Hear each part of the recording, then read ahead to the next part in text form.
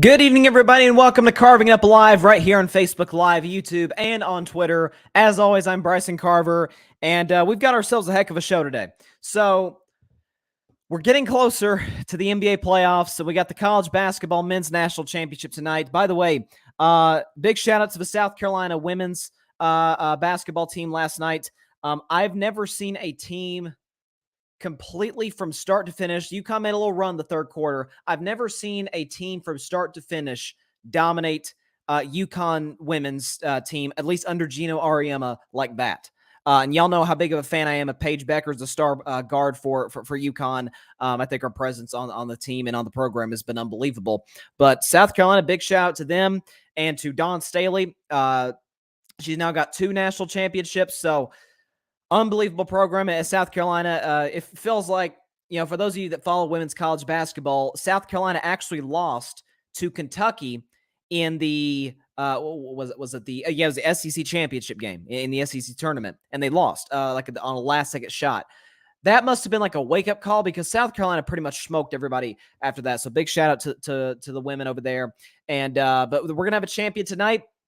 North Carolina or Kansas. Y'all know I rode with Kansas from the start of the tournament. My bracket sucks. It has from the start of the tournament, but I did predict Kansas to win the national championship. I'll give you my prediction for tonight's game at the end of the show, as well as the DeVante Parker trade to the Patriots. Many people may just say, well, okay, cool. The Patriots got a, solid receiver. I think it actually holds more significance than that, and I'll discuss in just a second, as well as Colin Kaepernick, who worked out at the Michigan spring game on Saturday. And I'm going to break down why I think he should be back in the NFL. There's just got to be like one little caveat, but sort of the 3, I think, main reasons that people don't believe he should be in the league, that I'm going to address all 3. And I think you can pretty much debunk all 3, or at least I can debunk the 3 reasons he shouldn't be in the league. I'll also discuss the Brooklyn Nets. And what a mess that they've become. They've fallen down to the 10 seed, so they could be faced right off the bat in the play-in tournament with a winner-go-home scenario. So I'll discuss that later in the show as well. But let me start with 2, to me, the second and third greatest basketball players who ever lived. LeBron, number 2, Kareem Abdul-Jabbar, number 3, and number 3 just criticized number 2 pretty heavily. So yesterday, Lakers played the Nuggets. Shocker, shocker. The Lakers lost. LeBron sat. I'll discuss that a little later. But Kareem Abdul-Jabbar was at the Crypt, as we call it, Crypto.com Arena, the Crypt, to present the new Kareem Abdul-Jabbar Social Justice Award to Carmelo Anthony of the Lakers. Of course, he won the award last year in Portland. It's the first time. They've got a new trophy that goes with it as well. So Kareem presented it to Carmelo. And he was being interviewed. He was asked about, seemed like he was asked more questions about LeBron than Melo. Obviously, in big reason, because next season, knock on wood, long as he's healthy, LeBron James is going to pass Kareem Abdul-Jabbar as the all-time leading scorer in NBA history. Now, that's a record that Kareem has held for 38 years. And it's really... You think Kareem Abdul-Jabbar, that's really the first thing you think of. Yeah, you think the sky hook, and you think the MVPs and the championships, winning with 2 different franchises, the Bucks and the Lakers, and you think about Showtime and all that. But what you really think of, first and foremost, is the all-time leading scorer in NBA history, and that's a title that, pretty soon, within the next 365 days, he won't be able to claim that anymore. And so Kareem was asked about LeBron. And he praised him, talking about he's a great player. But then he said, quote, "Some of the things he's done and said are really beneath him, as far as I can see. Some of the things that he's done, he's standing on both sides of the fence almost, It makes it hard for me to accept that when he's committed himself to a different take on everything. It's hard to figure out where he's standing. You've got to check him out every time." Now, again, coming from a guy Kareem's level, that's I wouldn't say it's harsh, but it's some strong criticism to LeBron James. Now, if you want to criticize LeBron and the Lakers this season, listen, I've been the first. Be my guest. I've done that numerous times this season, so has pretty much everybody else. But I think if you want to criticize LeBron's actions off the court, that's a whole different ballgame. And what I think is interesting is, and I will have to say this, I want to give a lot of credit to my man Barry Grant Jr. Shout out to him. He was on the show in mid-December. I wasn't able to pull up the clip before the show today. But Kareem criticized LeBron back then, in December. And Barry was really the first one of anybody that I've seen who brought this up, like, hey, this is some really interesting timing that Kareem is choosing to criticize LeBron. As LeBron slowly rises up the scoring list. Of course, this season he passed Karl Malone as the second all-time leading scorer, so Kareem's the only one he's got left to catch. He's going to catch him next season. But to sort of show you the change in tone about how Kareem talks about LeBron, which I think is really fascinating, because he's always loved LeBron up until this year. This is from 2020. This is 2 days, October 13th, 2020, 2 days after LeBron led the Lakers, brought them a 17th championship in the bubble in Orlando. And this is what Kareem had to say about LeBron. Well, I think people will remark on the quality of his presence in 3 different cities and brought the championship each time. That's pretty impressive, and I think if that is his only legacy, it's extraordinary. But he's done a lot more than that, both on the court and off the court, and that's why I have a lot of respect for him. The way that he's involved politically and socially. Sending all those kids to school. He's an amazing individual, and I think Los Angeles is lucky to have him living among us and embracing our community. Okay, so he didn't have a problem with LeBron back then. So why the change in tone? Like, what changed? Like, LeBron hasn't stopped speaking for racial justice. The I Promise School hasn't been disbanded. I mean, this is kind of interesting. I mean, listen, I love Kareem as much as the next guy. I think as a champion for social justice, as a basketball player, obviously that speaks for itself. 6 MVPs, 6 championships. Up until LeBron, he was the only player in history to win a Finals MVP for 2 separate franchises. Now it's Kareem, LeBron, and Kawhi Leonard has done that as well. But I think when you look at how quick the change in tone was for Kareem, now that LeBron is about to pass him, and it's a shame kind of when I think about it. Like, I want to compare it in some ways. And obviously, as of late, in the last decade or so, the 3-point shot has become far more important than it's ever been. I think it was instituted in like 1979, and it has persisted to now, obviously. But, the all-time 3-point makes record is a big one. There's no question. It's not all-time leading score. Like, that's the cream of the crop. That's at the top of the list of most important NBA records to break. I think most fans would agree with that. And it's kind of sad because when you see how when Steph was climbing up the list, when he passes Reggie, and Reggie is about as gracious as anybody, in terms of guys passing his records. He was gracious to James Harden when James Harden passed him on the 3 points makes list.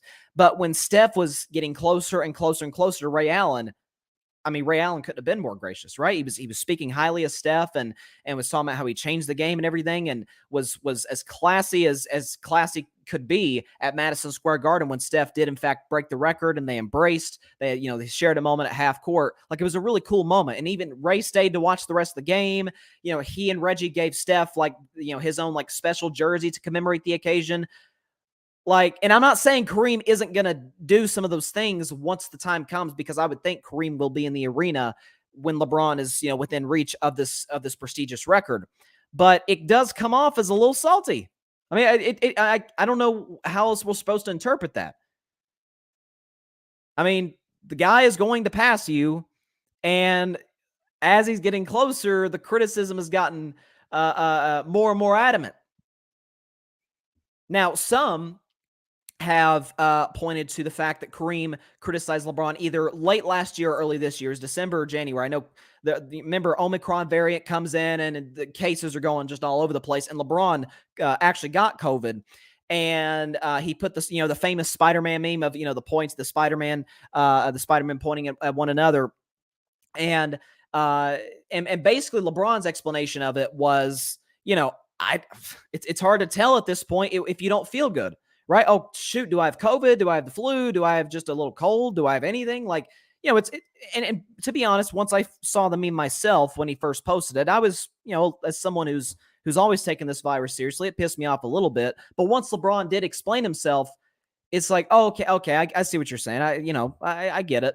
And Kareem, who criticized him initially, continued to criticize that meme, which I don't get it. The man explained himself, and he said, "Hey, look, I'm vaccinated. I've worn my mask. I've adhered to all the rules. Like, I don't know why you're going at me." And in terms of, again, going back to fighting for change, LeBron is really the first guy in the NBA since Kareem to really do that. Because in the 80s and 90s, like, especially in sports, and even in some cases, not all cases, but less so than it was now, politics was just out of the question, right? Speaking on certain things was out of the question. And LeBron was one of the first athletes to come out and say, no, we got to address some of these things that's going on. The Trayvon Martin hoodie, and then so on and so forth. And then you look at what he's done for Akron, right? He talks about him, just a kid from Akron. He builds the I Promise school. And so I just think the criticism is really weird that it's coming up now. If Kareem was a guy who's criticized LeBron like his whole career, it'd be ridiculous, but he'd be like, oh, I mean, Kareem's just always done this, No, it's coming around now, which I think is really interesting. But that's just my thoughts. I'll get into the Lakers in just a second. I see I got a comment here. John sums it up in one emoji, the salt emoji. I've used that before. I feel like, John, that needs to be an emoji that's used more often. I don't get why people don't use the salty emoji, but it does. It comes off as salty. And it's kind of the old cliche, records are meant to be broken. Now, I mean, some records, especially like, some of the older baseball records, or if we look at the NFL, Jerry Rice's receiving records, like some of those, like, legit may never be broken, at least in our lifetimes. But, this record was bound to fall at some point.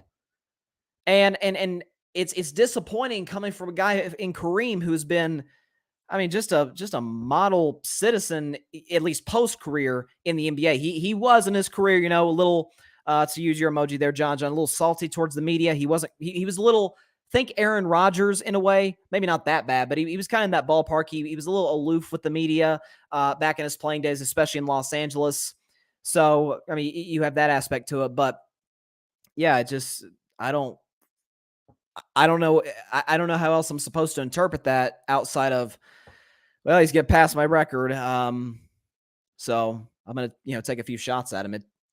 It sucks, especially from two all-time greats. If this is just some guy who played in the 80s, even if it's like a Hall of Fame player, let's say like Patrick Ewing or something. I don't know. Patrick Ewing was a great player. He's one of the 50 greatest basketball players of all time. If Patrick Ewing was saying this, would be like, oh, God, Patrick Ewing. It's different coming from Kareem. Because a lot of times we have these GOAT debates, is it LeBron or is it Jordan? Some people throw in Kobe. A lot of times you'll have some of the old timers say, wait a second. What about Kareem? Kareem's got six titles just like Jordan. Kareem has more MVPs than Jordan and LeBron and Kobe. Like, why aren't we including him? And I've always said on this show, if we're talking high school, college, and NBA, Kareem's the greatest player ever. But when we talk greatest basketball player ever, we're talking NBA, obviously. But I don't get it. It's a shame. But yeah, I just played that soundbite like just a year and a half ago. Kareem was praising LeBron as much as you could possibly do so, and now it's hard to find a Kareem saying a good thing about LeBron, which is kind of sad in my opinion. But about the Lakers. And thankfully we're in the last week of the NBA season, so we don't have to talk about these guys for a whole lot longer. At least playing games, because they've been a disaster. They've won 4 out of their last 20 games, but they lost yesterday. The Denver Nuggets. Every game from this point's a must-win for the Lakers. Okay, so they blow the lead against the Pelicans, and really what was the biggest game of the season. Probably honestly put a fork in their play-in chances. Forget playoffs, just trying to get in the play-in tournament. And so as it stands now, they sit 2 games back of the San Antonio Spurs. Really, when you think about it, it's more like 3 games back, because the Spurs have the tiebreaker, and 3 games back with, what do they have, 4 games left? That's they're not making the play-in tournament. But LeBron sat yesterday and it said he was injured, but there's sort of this debate like, was he injured? He didn't look too hurt on Friday night when he scored 38 points and played 39 minutes against the Pelicans and went off for 21 in the third quarter. Like he looked pretty healthy. I'm not saying LeBron's 100%, but he looked pretty good. This is, I think it's fair to say, and I've been on the show for about a month. LeBron, I think his mentality is, I'm going to take something out of this season. And that something for LeBron James is leading scorer in the NBA, which he has by a literal hair over Joel Embiid and over Giannis. And he's trying to hang on to that. He's like, look, if we're not doing anything, I'm going to get the scoring title. And so my thoughts on it is this.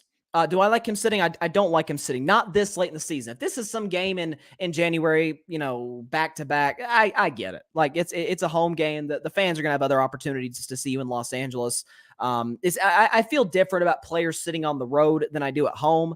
But if LeBron sat at a game at the Crypt, and even if they're playing Denver, I'm like, I get it in January. But in April, when you're trying to make the play-in chase, like every game matters. Like, I think if LeBron plays or it was really yesterday afternoon, Lakers may win that basketball game. Now, do that say I guarantee? No. But it is somewhat of a bad look on LeBron, and I love LeBron. But it is somewhat of a bad look on LeBron James when Anthony Davis, always down, AD, is beat up, limping. But it is credit. I've never questioned AD's toughness. I've questioned his durability and his commitment to the offseason. Never questioned his toughness. He's like 70% out there.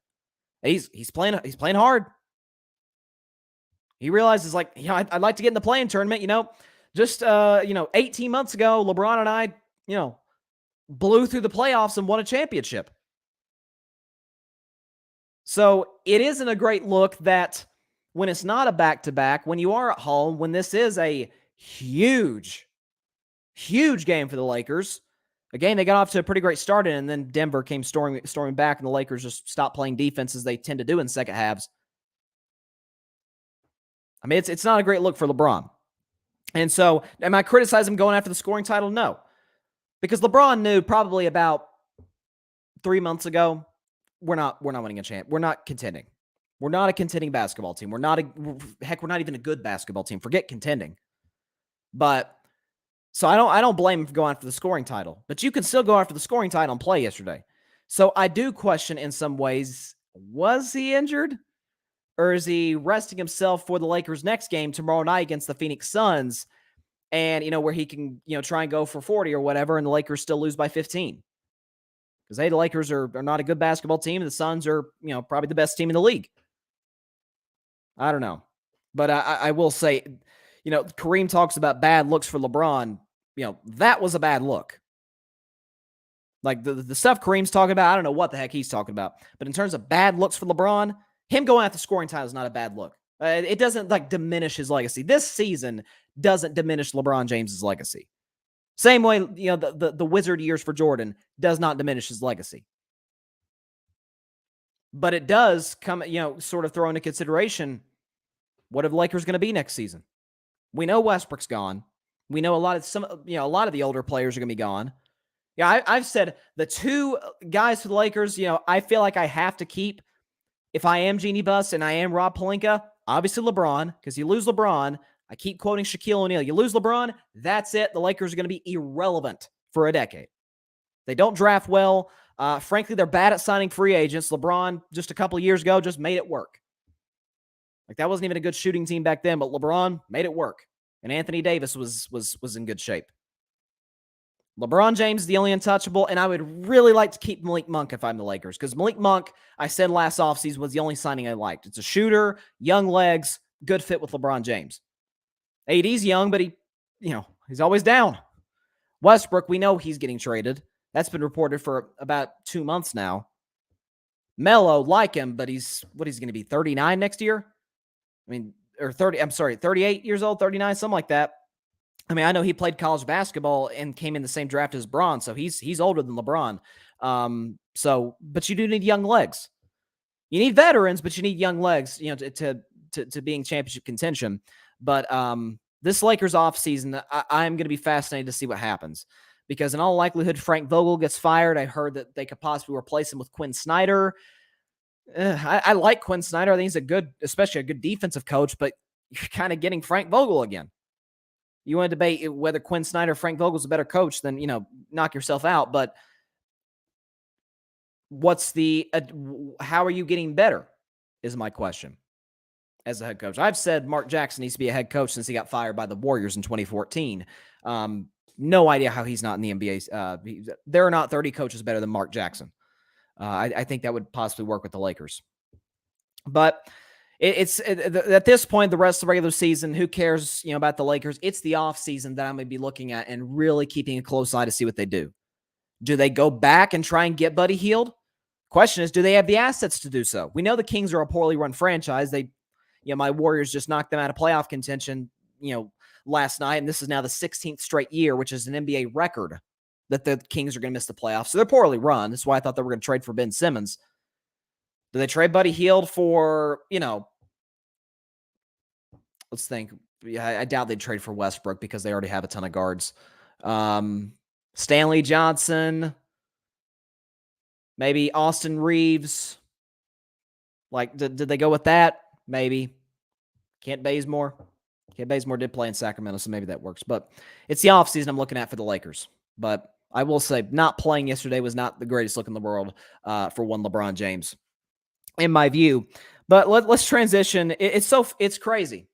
The two teams that everybody and their grandmama thought, in the preseason in October, they're going to be in the finals, the Lakers and the Nets. The Lakers aren't even going to make the play-in tournament. The Nets are the last team in the play-in tournament. Lakers are the 11 seed in the West. The Nets are the 10 seed in the East. And they are, there's no chance that they're going to miss it because there's 5-game gap or whatever it is in the standings between them and in 11th place. Yeah, about a 5.5 game gap between the Nets and the Knicks. So the Nets, I was not horribly high on them coming into the season for a number of reasons. My number one sort of motto for the Nets this season is, if I have more questions than answers about you, as talented as your team may be, I cannot consider you a championship team. Not saying you're not a contender, but in terms of a team I can actually just see in my head in 2022 raising the Larry O'Brien trophy with confetti falling on your heads, I couldn't see that with the Brooklyn Nets. You had the Kyrie Irving vax nonsense. You had James Harden, who's bad in the playoffs. Well, then you traded James Harden for a guy who can't even play for you right now, and Ben Simmons. And Kevin Durant's phenomenal, but Kevin Durant gets hurt a lot. And the roster, similar to the Lakers, is kind of old. Marcus Aldridge, Blake Griffin. I love Patty Mills, but Patty Mills is getting up there in age. They traded Paul Millsap, so that's another old player that they had to trade. But the thing for the Brooklyn Nets is this: they for those of you who don't know, the Nets lost yet again on Saturday night against the Atlanta Hawks. Kevin Durant dropped a career high 55 points. Kyrie Irving, on the other hand, scored an inefficient 31 points. Again, inefficient because it took him 32 shots to get there. But and by the way, no other player on the Nets scored. You had Kevin Durant at 55, Kyrie with 31. No other player for the Nets scored in double figures. This is what we're going to see. Both KD and Kyrie are injury prone. And as phenomenal as Kevin Durant is, he's never been that guy that can put a team on his shoulders. We've seen, Lord knows we've seen LeBron do it every other year when he was in Cleveland. Occasionally he'd have to do it in Miami. LeBron's not the stage anymore, but LeBron could do that at one point in his career. Giannis has done that in his career. Kawhi has done that. Heck, even Jimmy Butler has done that on occasion. He did it in a finals game, a game 5 against the Lakers in 2020. Steph has done that.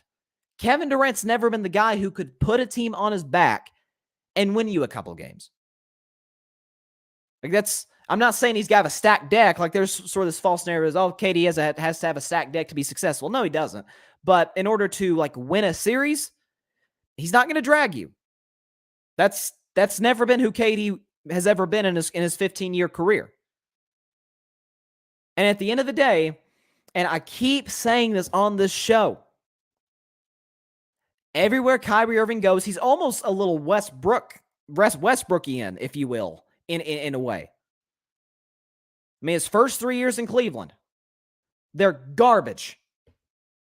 And he gets hurt a lot, and he's, putting out big numbers, but it does not equate to wins. And then this LeBron guy shows up, and they go to 3 straight finals.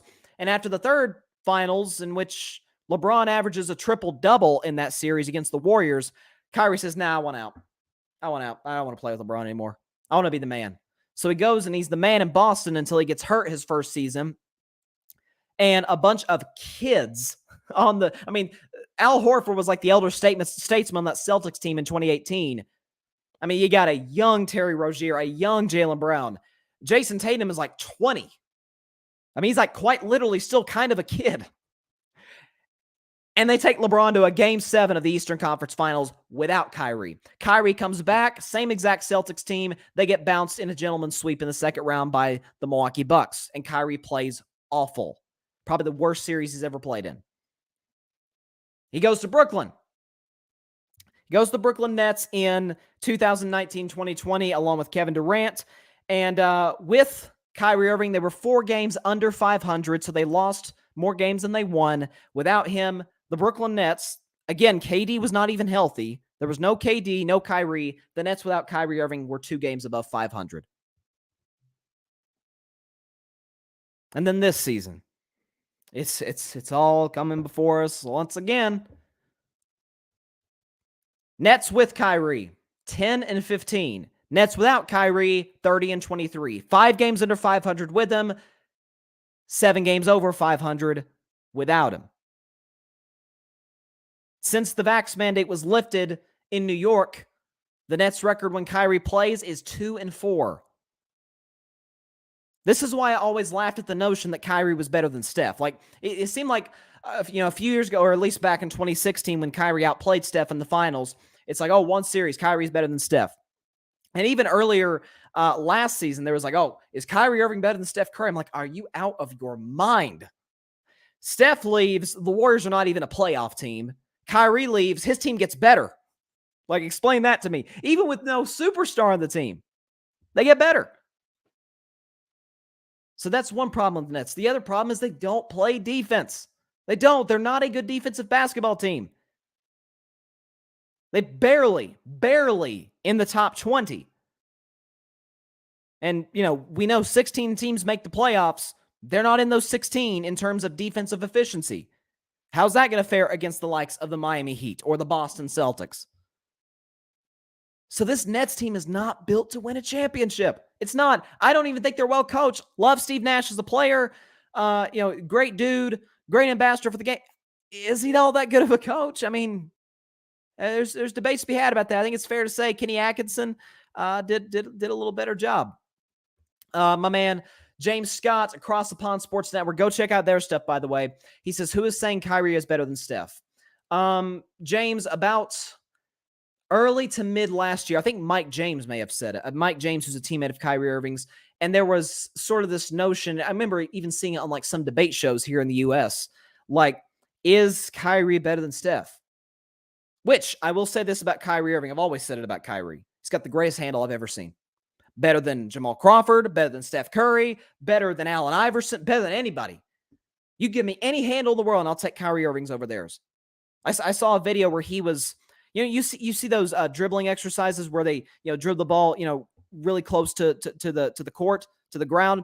Kyrie was doing it with his fingers, like his individual fingers, like he was playing a piano or something. It was ridiculous. He's got the greatest handle I've ever seen. He's as skilled a player as there is in the league. But are you actually telling with a straight face that you would take Kyrie over Steph just because he scores a lot of points? In some cases, more points than Steph? This isn't 2K. I say this all the time. The NBA is not just 2K in real life. It's really not. I mean, put the Lakers on 2K and they're probably going to win the championship, to be honest with you. But the fit, it's never going to materialize as like last offseason. Now, the fit isn't bad with KD and Kyrie like it is with, say, LeBron and Westbrook. But Kyrie's bad defensively. KD is decent defensively, although he has worn off a little bit, at least since he left Golden State. Like, why would I see Brooklyn in the future, possibly, why on earth would I see Kyrie get to, or at least help the Nets get to a championship? Only finals Kyrie's Irving's ever been to is when LeBron got him there. And LeBron tends to go to a lot of finals with or without Kyrie. James says, for me, there's no doubt Steph is in the top 5 all-time point guards. Kyrie has never played a full season. If I'm not mistaken, yeah. Now, I can't think of... I think he played a full season maybe in 2018-19, his last year in Boston. That's it. He never played a full season in his time in Cleveland. He obviously missed the end of his first year in Boston. I think he played all through his second year, but that's it. But like you said, Steph has dealt with injuries, but since Steph put on that muscle that he did in 2020, all of Steph's injuries at this point has either been contact injuries or just freak plays. Like when Steph broke his hand. Like, it was just a freak play. He's going up for a layup. Aaron Baines comes and help, and Steph falls on his hand. Like, doesn't matter if Steph weighs, $180 or if he weighs 280. Like, the hand is still probably going to break. When he fell in Houston, when he broke his tailbone or fractured his tailbone when he fell on that metal step in Houston. Can't imagine how painful that'd be. It's kind of a freak play. Like, that's not because Steph isn't durable. That's just because, something bad happened while he's playing basketball. But that's the thing with the Nets. If you're bad defensively, your 2 best players are injury prone, your 3rd best player still isn't available. And Steve Nash said today that Ben Simmons is not going to be here for the rest of the regular season, isn't going to be able to play in the play-in tournament. And a report came out today from Cassidy Hubbarth of ESPN. He hasn't even started running yet. I mean, come on. And I keep asking this question. I know it's probably driving you all crazy, but I keep asking this question. How did Ben Simmons get hurt? Seriously. I mean, my theory is he did nothing from June of last year to when he got traded to Brooklyn because he wanted out of Philly. He basically did nothing in terms of basketball activities, and he ramped him up in practice, and he strained something and got hurt. He strained his back in this case. But that's the one thing I'll give Kyrie Irving. He was physically ready to go once the Nets ended his sort of leave of absence, if you will. But it's nuts. James looked it up. He says most games played in a season was 75 in Cleveland in 2014-15. And if you remember, appreciate that bit of information, James. And if you remember about that season, that was the first year LeBron came back to Cleveland. They got to the finals. Kyrie got hurt in the playoffs. So, like, even the times he's been healthy, he breaks down physically. Like, his body, for the most part, is not built to withstand, the brunt of an NBA, a full NBA season, especially if you get to the finals. The finals, everybody's beat up, once you get there, but it's whether you're available or not. As the old cliche goes, the best ability is availability. John has a theory as to why Kyrie isn't, why Ben Simmons isn't ready. He says Ben was playing too much video games. You're probably right. Yeah, because I think Ben Simmons, uses Twitch a lot, plays Fortnite. I don't know, but that's probably the case. I mean, that's it's a shame, man. The dude is just he's so screwing up his career. He's wasting. I mean, there's a reason Ben Simmons was taken number 1 overall in 2016. There's no question he's got the ability. I mean, heck, the last 2 years he was first team all defense. Last year he was in the running for defensive player of the year. Like, he was in there with my man Draymond and of course Rudy Gobert. Oh, gosh, that dude drives me crazy. But Rudy Gobert won Defensive Player of the Year for Ben Simmons, but Ben was in the final voting. He was in the top 3 with Draymond and with Gobert. And Simmons played well against Rudy Gobert when they played that season. So it goes to show he's got the handle. Obviously, he's got the physical abilities. He's 6'10". He's long. That's why he's so great defensively. He's quick. He's a great passer, great rebounder. Is a decent finisher at the rim. But he's terrified to shoot. Terrified. And that has, no question, hampered his career. And it is absolutely fair to say, do you care about the game of basketball? Because when the one deficiency that you had coming into the NBA, like literally one. He was like the perfect basketball player everywhere else. But he had one really big deficiency: can't shoot. The fact that he has not improved on that one bit since he came in the NBA, you do question his work ethic and his desire. Yeah, I always compare him to Lonzo Ball. Lonzo Ball was very talented coming out of UCLA in 2017 when he was drafted second overall by the Lakers. But in terms of ability, he was not on the same level as Simmons for a number of reasons. But Lonzo Ball had the ugliest jump shot in the world when he came in the NBA. A few years later, he fixed it. He's a 40% three-point shooter. I mean, and Lonzo too, like now Lonzo's not the only guy. There's most NBA players come in and they're kind of skinny. Just look at Giannis when he first came in. I mean, Giannis looked like a stick when he came in the league. But once you kind of grow into your body a little bit and you're in the weight room, you get an NBA body. KD is like the only exception to that. There you go. There you go. James says redshirt rookie, then won rookie of the year without shooting. Yeah, and I thought Donovan Mitchell, James, should have been rookie of the year that year. Your guy, Donovan Mitchell, James is a Jazz fan. And by the way, my condolences, man, to your Jazz. I don't know what it is about the Jazz, but they just tend to blow big leads. They blew a big lead against the Clippers last year in that game 6. They blew it. I think it was a 25-point lead against the Clippers this past Thursday. They blew an 18-point fourth quarter lead to my Warriors. I was watching that game right next to the Final Four, the Duke-Carolina game, which, by the way, I'll predict Carolina and Kansas at the end of the show. But sorry, I hope that's not too bad of a dig at your Jazz. But again, I love Donovan Mitchell. I thought he should have won Rookie of the Year in 2018 over Ben Simmons because Donovan Mitchell was a real rookie, if you know what I mean. He was. Like, Ben Simmons was, like you say, he's a redshirt rookie. That's a good way of putting it because his rookie season, he didn't play. 2016 through 17, he didn't play because he was injured. He comes back the next year, has a really good season, but Donovan Mitchell was drafted the year after Ben Simmons. Therefore, he should have been drafted. John says Curry met Barry Bonds trainer. You're saying Curry got the roids? You're saying Curry got the steroids? Come on, man. Nah. Steph ain't got the steroids. He did. He probably put on, I will say, he looked like about 10, 15 pounds. I mean, he went from like the skinniest small player in the league to, I'm like, dang, Steph. Like his shoulders look bigger, his biceps, like, dang. Like Steph put in that work in the offseason of 2020 because, obviously it was a long layoff and the Warriors didn't make the bubble. So Steph had a lot of free time to put on that muscle. But no, stop it with the Barry Bonds stuff, man. Come on. James says Coach Q talking about Quinn Snyder is going to the Lakers. Rudy is gone. Talking about Rudy Gobert and Mitchell. We will struggle to keep. And I see your comment there. I'll address that in just a second. Yeah, Quinn Snyder's probably going to end up with the Lakers. Rudy Gobert, I don't think it's going to be a massive loss for you guys. Obviously, he's a phenomenal rim protector.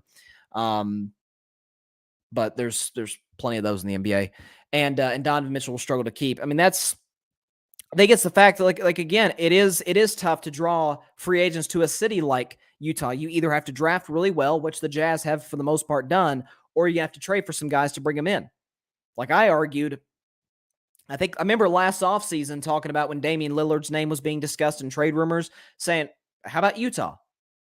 Like, why not trade Rudy Gobert and maybe like Bogdanovich and who else could you, when Joe Ingles was still at the team, like maybe trade those guys for Damian Lillard. Now you're not going to be as good as defensively, or trade Mike Conley for Damian Lillard too.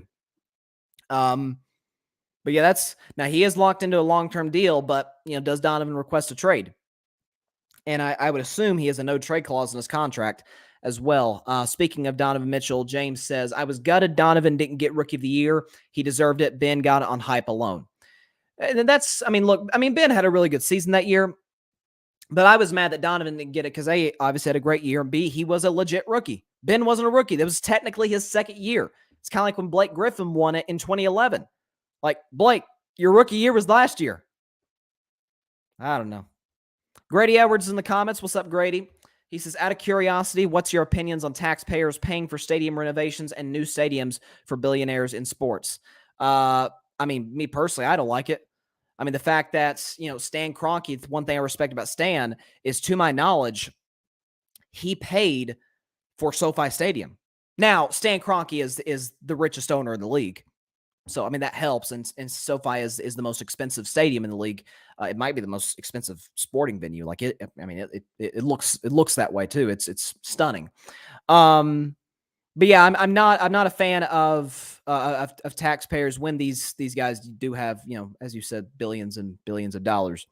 Grady says, I'm very shocked there's a demand, and I'm not necessarily against your fan base helping out, but we live in a digital age where I think having tech team officials reaching out to the community to a crowd fund or other methods in your base would be more resourceful. Sure. Why not? Absolutely.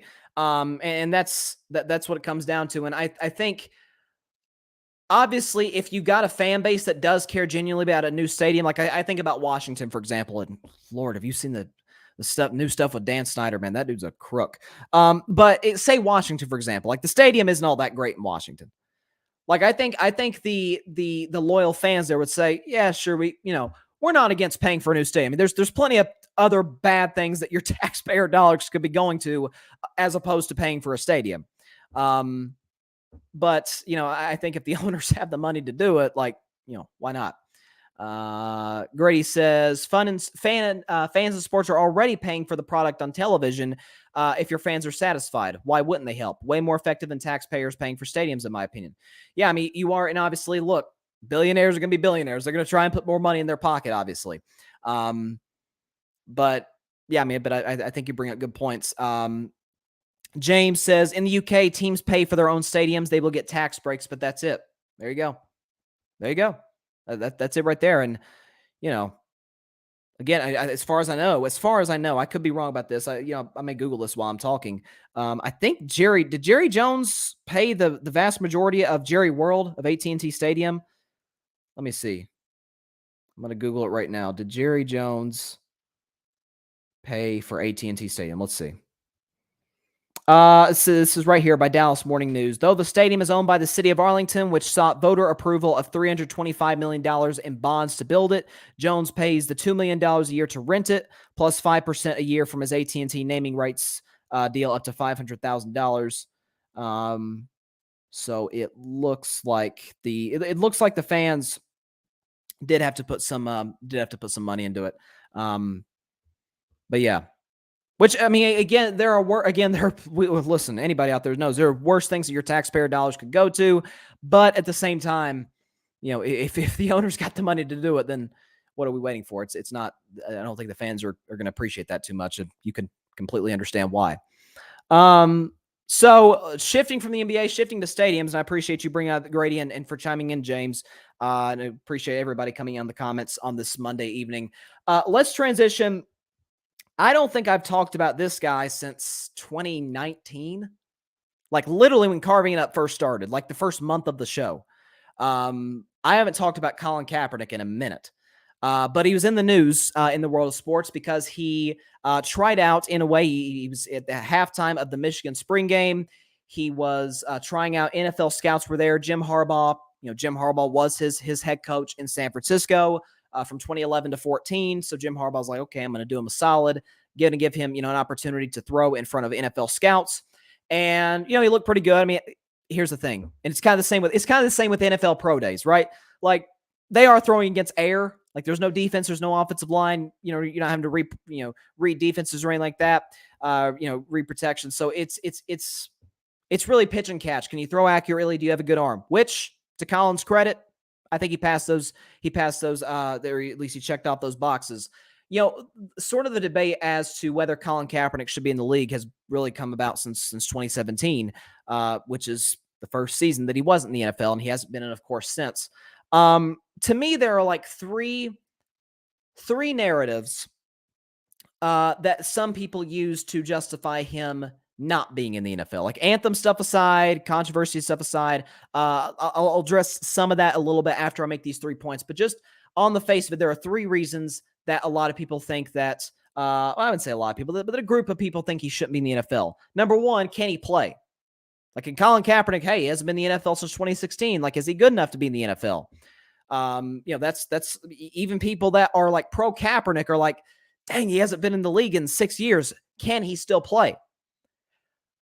look, from what I've seen on the YouTube videos, from what I saw at the Michigan tryout, if you will, in front of the NFL scouts, he looks like he can be one of the 64 best quarterbacks in the league. Now, why do you say 64? Well, to solidify yourself, to make sure you have a solid spot on an NFL roster, you got to be one of the 64 best quarterbacks, because 32 teams have 32 starters. 32 teams have 32 backups.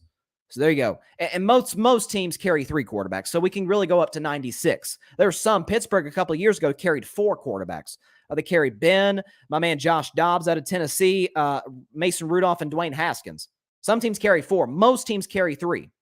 So really we're arguing, is Colin Kaepernick today one of the 96 best quarterbacks in the league?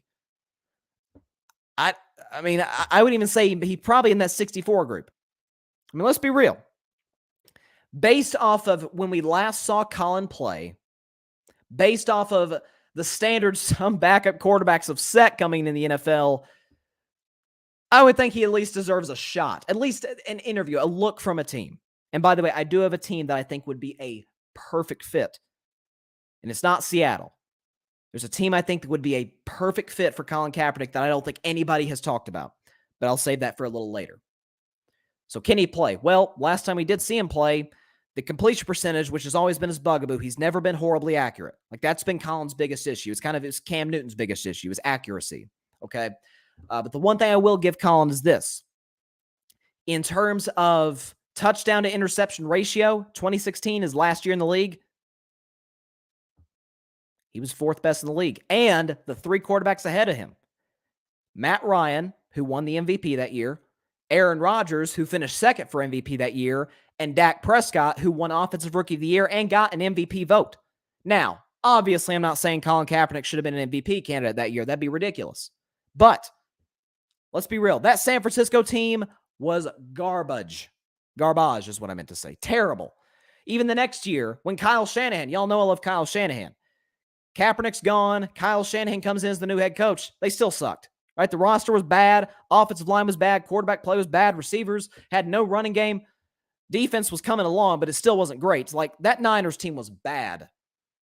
And Kaepernick at times was productive. Well, that's kind of what you want a backup quarterback. Can he be productive? Can you win me a game? Can you win me one game if my starter goes down? Can you, if there's 3 games, can you win one of them, say you lose the next one, and at least give me a shot to win the 3rd? I think that's what a good backup quarterback would be. I think Colin fits that mold. So can he play? I think yes. The second thing is, he's been out of the league too long. Now, that is absolutely a fair criticism, right? And it's obviously, it's not, there hasn't really been a team outside of Baltimore in 2017 that really even gave Colin a fair shot of getting back in the league. He hasn't played since 2016. Well, I've got a quarterback in mind right now that that played his last NFL game in 2012. I'm not talking about Tim Tebow. That's, played his last NFL game in 2012. Did not play until 2018. Did not appear. He'd been signed. He bounced around the league a little bit, but did not play another NFL game until 2018. I'm thinking about Josh Johnson. Josh Johnson, who I believe played a little bit for the Jets last year when Zach Wilson went down and then Mike White went down. Josh Johnson came in, I think, threw for like 300 yards against the Colts. But Josh Johnson basically had not played an NFL game in 6 years. He came back. He's fine. Josh Johnson's not blowing your socks off. He's fine. He was okay. Who's to say Kaepernick wouldn't be the same? Because look, he's not Ben Simmons. He's not sitting around doing nothing. We've seen since he's been out of the NFL, we've seen the workout videos. We've seen he's in the training room. He's out in the field. In the last couple of years, he's gotten NFL receivers to throw to. I believe Tyler Lockett of the Seahawks trained with him a couple weeks back. And the word is, looks good. Looks like he can still be an NFL quarterback. So I think that hasn't been in the league a while. Well, I think Josh Johnson kind of disproved that mold. Because he hadn't played in a game in 6 years, came back, he's fine. He's okay. And so Kaepernick, whose highs were way higher than Josh Johnson's highs, and Colin's not going to reach that. Like Colin in his prime in like 2012, 13 was like legit one of the 10 best quarterbacks in the league. He's not that anymore. Clearly. We saw that in 2016. He's not one of the 10 best quarterbacks in the league. I'm not real sure if he's even a starter. But the hasn't been in the league excuse, Josh Johnson disproved that. And then the third thing is, and it's really been the biggest thing, I think it's been the biggest deterrent for other teams. Well, he's too big of a distraction. Like Colin's going to be too big of a distraction. You got the kneeling. You've got, obviously, I mean, here's the thing. If Colin Kaepernick does get signed, and my gut tells me he probably does within the next month, maybe 2 months, going into training camp, in July, this is going to, we all know this could be a bigger story than just sports. This can, expand to everywhere. Because when the kneeling and the protesting started, that was like the biggest story in the country next to like the election of that year. Like that was like number 2 right behind it. So it's going to be a massive story. It's going to send shockwaves. Like Kaepernick is back in the NFL.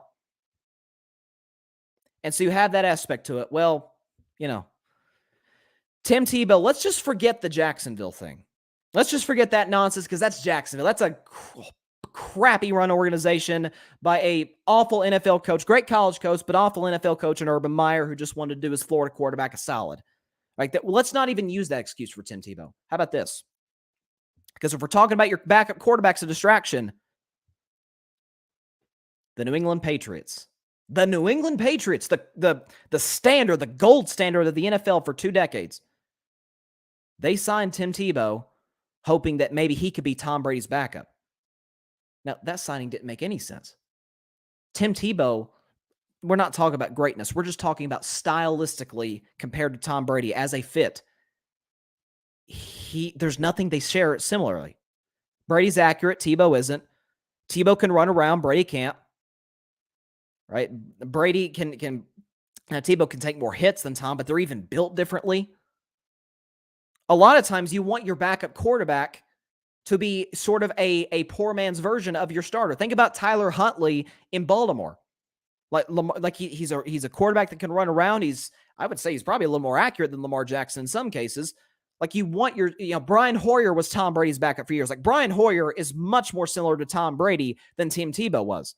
Well, Tim Tebow's a big story for obvious reasons. And the Patriots, the team that's like, we don't do distractions. We're just about the game, just another game. Do your job, do your job. They signed Tim Tebow. We're not even going to talk about the Jacksonville experience. That, they're dysfunctional. Of course they did that. The Patriots did that. And so that leads me into my next point about Colin Kaepernick and where I think the perfect fit would be for him. Because here's my argument.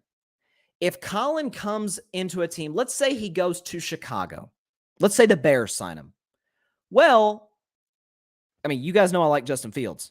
And obviously he's better than Kaepernick today.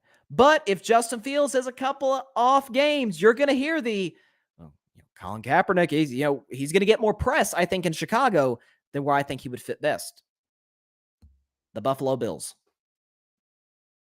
I think the Buffalo fit works. I don't think anybody has brought this up. But it goes back to my point of you want your backup to be a lot like your starter.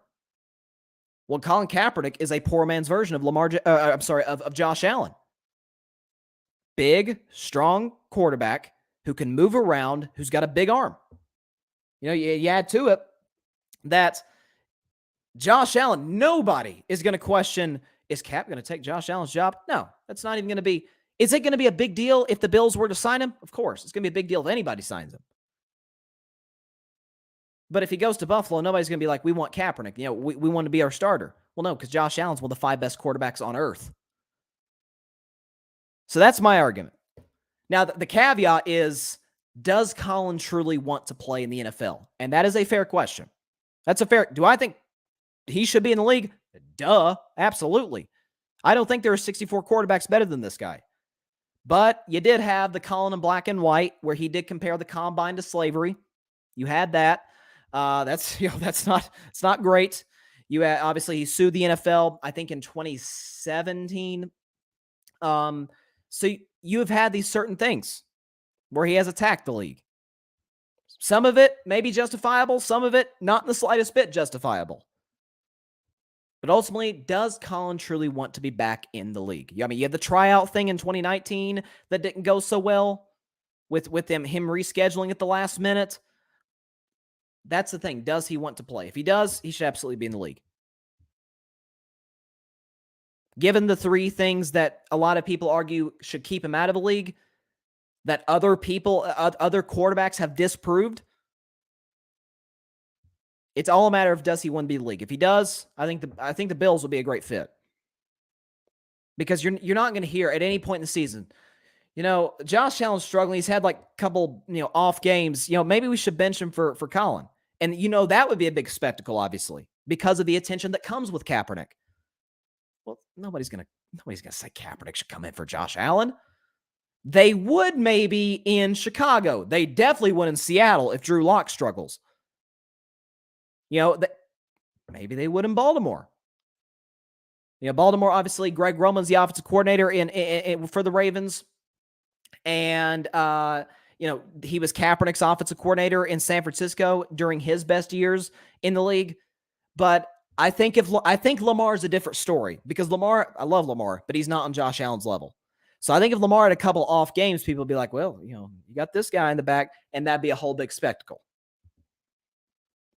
Buffalo, I think, is the one spot where it really wouldn't be, in my opinion. I think that'd be a good fit. Got quite a few comments because obviously this is definitely not a controversial issue in the slightest. I'm obviously joking. Let's see. Grady said, and Grady's kind of going back to my last point. Do you think Kaepernick actually wants to play? From the beginning, I've always thought his motives were a publicity stunt to stay relevant. And my reason is that he started a movement and stayed silent when leadership was needed. Let's see. He started to win me over and almost changed my mind, but it became evident to me that this was all about staying relevant when he skipped the 2019 workout. Don't think he's serious about playing. He's talking about the 2019 NFL workout, which I did mention. The movement he started, I think everyone can agree with, but to me, Cap was a bad leader of it, left everyone hanging. So, I mean, and like I said, whether he does want to be in the NFL is a fair question. It is absolutely a fair question. And obviously, should he get the opportunity to come in and work out for teams, they're going to ask him. They said, listen, do you genuinely want to be in this league? And as the next comment here, my man James, he says, will Cap settle for a backup spot though? He said on Saturday, he was asked point blank, would you settle for a backup job? And he basically said, yeah, I'd be okay with it. Obviously it's not going to be thrilling to be a backup, but that's really the only way Kaepernick gets back in the league. But and that's what teams are going to ask him. They're going to say, "Look, you're not going to be our starter." At Seattle, he might have a legit shot to be the quarterback in Seattle because Drew Lock, man, that thing is not going to. Drew Lock's not a franchise quarterback. And Seattle, regardless of who their quarterback is this season, they may draft a guy, but nobody in that building. Nobody in that building. And even if Colin Kaepernick came in, nobody in that building is going to be the Seahawks franchise quarterback. They're in a complete rebuild. So they're just going to start anybody for the heck of it. I think Pete Carroll's going to retire. Again, Seattle's a whole different story. But that's the question. Let's see. Oh, hold on. Let's see. Grady says, people started kneeling for the heck of it and forgot why they were doing it. Everything ended up being lost in translation because he wasn't at the forefront leading from the front. I don't know if people start kneeling for the heck of it necessarily, because there were people, and that there even are still athletes to this day, like prominent athletes who were completely against kneeling. Were they doing it just to follow Colin's lead? You could argue that because obviously the kneeling thing made a resurgence in 2020 after the death of George Floyd. So kind of came back into the forefront of sports. But I don't know. Across the pond, okay, he says Cap maybe to the Falcons, but I think that goes back into it would be a bigger story than the player. Like, that's why I don't think the Seattle thing would necessarily be the best thing in the world. Like, would he have a shot to start in Atlanta? I mean, I think Marcus Mariota is pretty much the guy right now. But if Marcus Mariota has 3 straight bad games, people are going to be calling for, Kaepernick to be the starter. And that's going to be a whole big, sort of media circus that I don't think the Falcons want, especially in a rebuilding situation. Same thing with Seattle. That's why I think Buffalo is the best spot. I really do. Grady says, Dallas should sign Kaepernick if he's serious about playing. I'd love that. Man, first of all, we know how Jerry feels about the kneeling. He's made that abundantly clear. Yeah, there's Jerry's got other stuff to worry about. Yeah, I'm not even going to get into that in the show. But like that, I don't think that would happen. Would he be a decent backup for Dak? Maybe. He moves around as a running quarterback. He's better than Dak. But I say Dak has a better arm. He's far more accurate. I don't know if stylistically, again, you want your quarterback to be a poor man's version of the starter.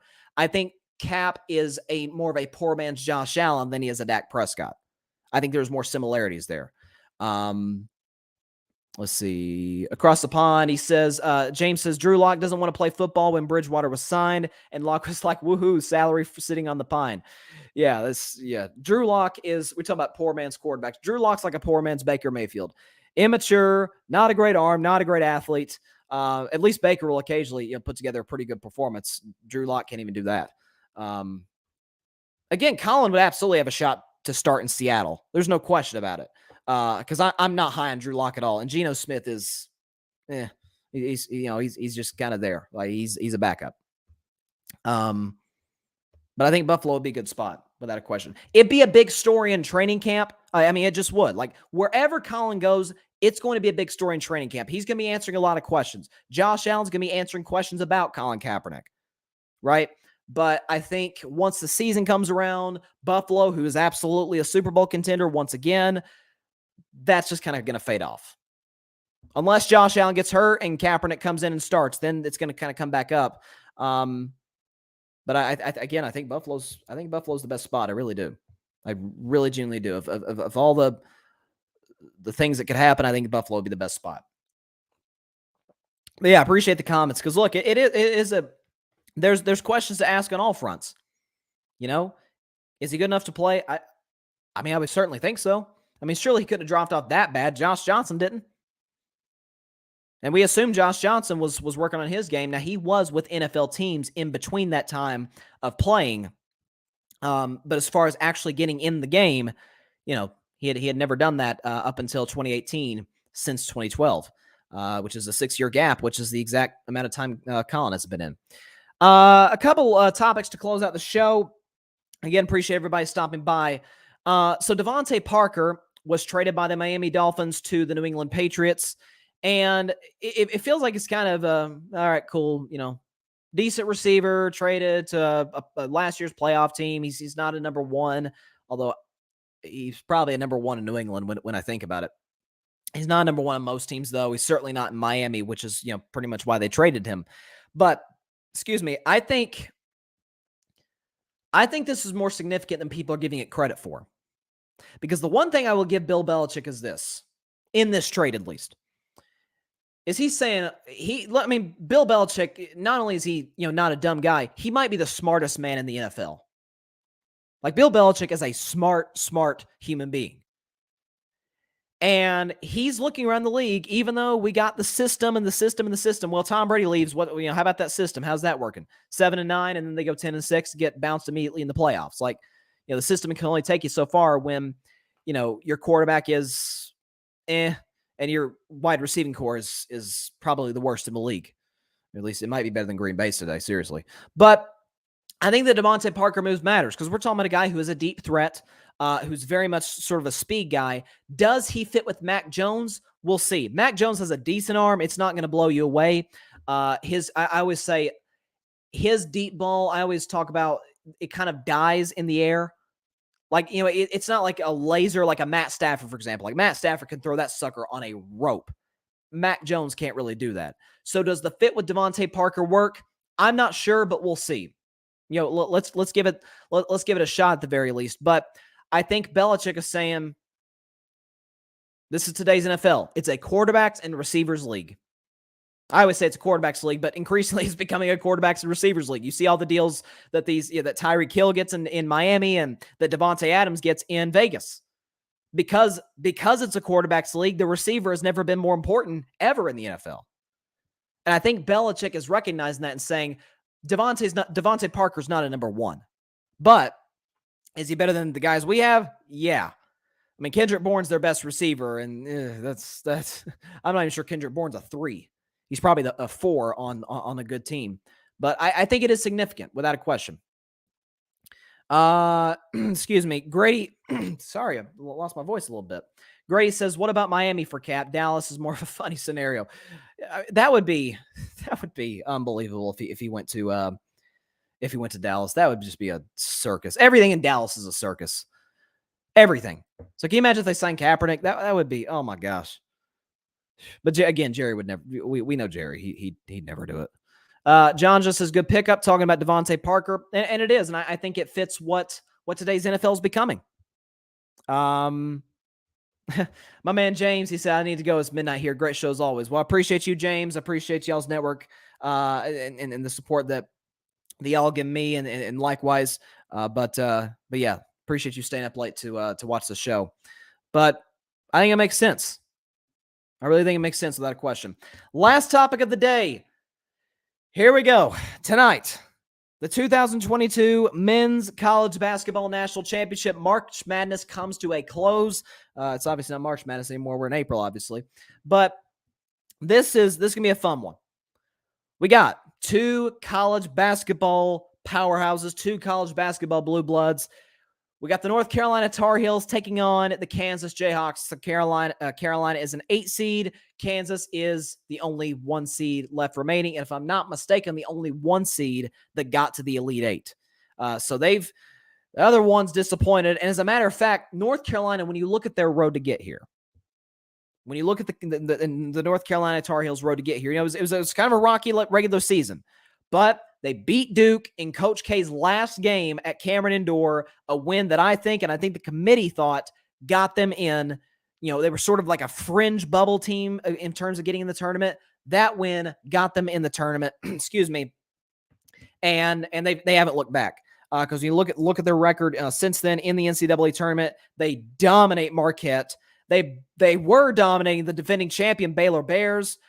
Brady Manick gets fouled out. He didn't foul it. They called a terrible flagrant 2. They blow a 25-point lead, but North Carolina hangs on in the end to win the game. They beat UCLA, who was a Final Four team last year, and then they beat St. Peter's. Thank God, because I did not want to see St. Peter's get in the Final Four. That'd have been a college basketball nightmare. Nothing against those kids, but nobody wanted to see St. Peter's in the Final Four. We wanted to see North Carolina Duke. But we saw North Carolina Duke in what was the game of the year. I hear a lot of people call it one of the greatest games ever. I wouldn't go that far. But it was absolutely the game of the year. And North Carolina hung on at the end. It was back and forth. I think the largest lead in the game was Duke by 7. So neither team really separated up until the end. Caleb Love, who has been clutch this whole tournament, hit a big 3. Duke struggled to hit their free throws, and that was all she wrote for Duke and for Coach K's career. And a hats off to Coach K on the greatest career in the history of college basketball.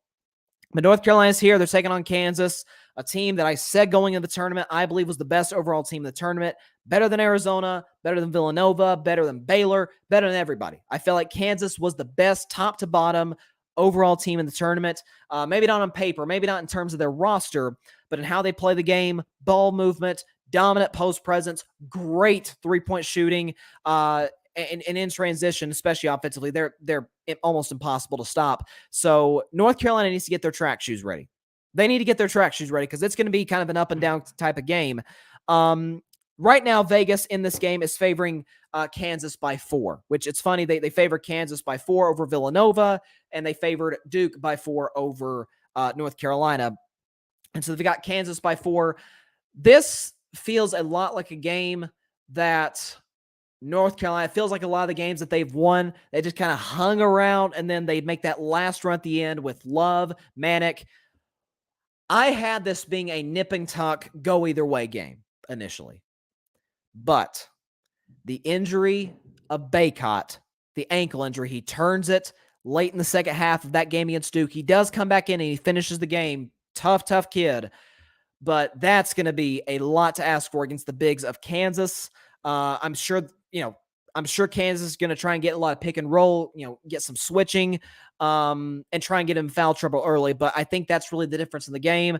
And so I'm going to take Kansas to win this game. I'm going to go 79. It's going to be a high scoring game because there's going to be a lot of up and down. I'm going to say 79-70. 79-70. Kansas wins the national championship. And it's going to be a celebration for Bill Self and that entire group. But, this is really kind of the Roy Williams game. The legendary coach Roy Williams, who's been at all the tournament games cheering on North Carolina.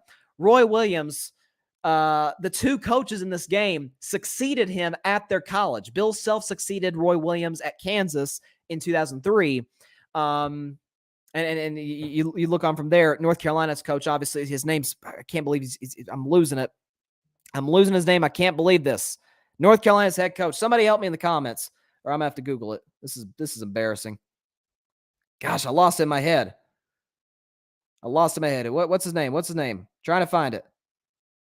Hubert Davis, my bad. Okay, I totally blanked on North Carolina's head coach, Hubert Davis, who, again, it has been sort of a rocky year for North Carolina, succeeding a legend in 2021, but this tournament run, they have been unbelievable. They beat all the college basketball blue bloods, not named Kentucky. It's been crazy. Let's see. Got a few comments here. John says Parker going to Dallas. Parker? Who are you referring to? Are you talking about Parker? Or I don't know.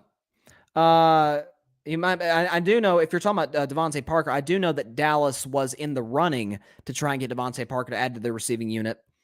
Grady says, Bryson, we got D. Parker. There was some magic that happened 15 years ago when he snagged a guy named Welker from Miami. Well, here's the thing. Wes Welker and Tom Brady, DeVante Parker as Mac Jones. I don't know if I get your optimism. I get it, but I would not go to that point. John's a North Carolina fan. He says, let's go Tar Heels. Again, I may have picked North Carolina in this game if Bacot was healthy. I really would have. I can't make that leap. Excuse me. But Caleb Love is absolutely going to be a factor. I love watching that kid. Grace says, I was in church yesterday sitting next to my friend who is a North Carolina fan, and he put his hand on me and during the sermon and said, Grady, Duke may have failed you, but Jesus never will. Amen, amen, amen. Yeah. Well, of course, Duke won't fail you as much as Kentucky does, but they tend to do that. Gosh, I lost the comments. There we go. And Grace said he's a UNC fan. Game lives up to the hype. Just want to see a good game tonight and have UNC put up a good fight. Duke, UNC lived up to the hype. I mean, absolutely. There's no question. It was unbelievable. John just says Baker. He's talking about Baker Mayfield. Yeah, that would be, gosh, can you imagine Baker going to Dallas? That'd be a nightmare. That would be an absolute nightmare. Pittsburgh seemed like the most likely destination at this point, but gosh, Dallas, please don't sign Baker Mayfield, please. We do not need that distraction. Not in Dallas. We got enough of distractions in Dallas. That's why I don't think the Kaepernick thing would work, and that is definitely why Baker Mayfield would not work at all. Please, Dallas, do not make this move. Please. Okay, enough of my rants. That is all the time we have for today's show. Appreciate everybody stopping by as always. Also, be sure to catch the Carving It Up U.S. President's Edition on Saturday morning. Carving Up U.S. President's Edition with myself, along with Isaac Lawson, who's been a great buddy of mine throughout the series. We're going to discuss all the U.S. presidents. Episode 1 available on Saturday morning, 7 a.m. Eastern, 4 a.m. Pacific time, everywhere you listen to your podcast and here on YouTube. Also got the Carving It Up 2022 MLB opening day show, which is going to be on YouTube and on all podcasting platforms at 7 p.m. Eastern, 4 p.m. Pacific time on YouTube and all podcasting platforms. Myself, Mike Guido, and Alfred Parsar Jr. We recorded yesterday, had a great time. We're going to air it on Wednesday. We discussed the MLB season, which starts on Thursday, opening day. Let's go.